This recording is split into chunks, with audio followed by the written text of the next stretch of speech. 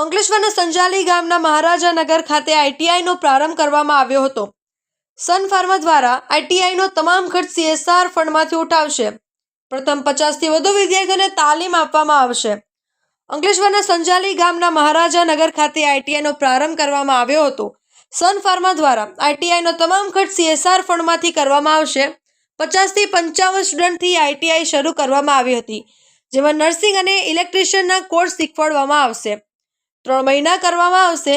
આ પ્રસંગે યોજાયેલ કાર્યક્રમમાં સન ફાર્મના CSR head Shehzad Belim, HR head Divyesh Shah, unit head બલજીતભાઈ, ફેક્ટરી હેડ શ્રીવાસ્તવભાઈ, સંજાલી ગામ સરપંચ અતિકાસ ફકડભૈયાત, સભ્ય ફકડભૈયાત, રાજુભાઈ પટેલ, સંજાલી ગ્રામ પંચાયતના તલાટી સતીશ વસાવા ઉપસ્થિત રહ્યા હતા।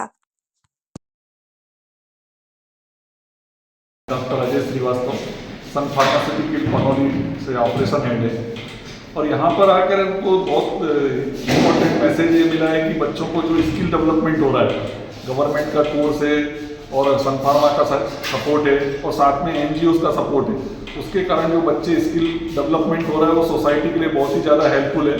और ये संस्था लास्ट 10 साल से जो काम कर रहे हैं वो एक सराहनीय काम है। इससे सन फार्मा उनका बहुत सारा प्रशंसा करती है और जो बच्चे आए हैं उनके भविष्य के लिए शुभकामनाएं देते हैं। Thank you. नमस्कार, मारू नाम जावेद है।